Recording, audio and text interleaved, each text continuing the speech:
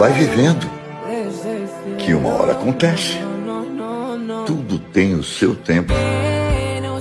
Às vezes você tem que esquecer o que você sente e se lembrar do que realmente você merece. Não é sobre se tornar uma pessoa fria, não. É sobre cuidar mais de você e viver sem esperar nada de ninguém. Você nunca seria a pessoa que você é hoje se não tivesse passado por tudo que você passou. Olha aí onde você chegou. Você é forte. Continue. Não grite contra o destino. Tudo tem um propósito. Hoje, você apenas aplaude.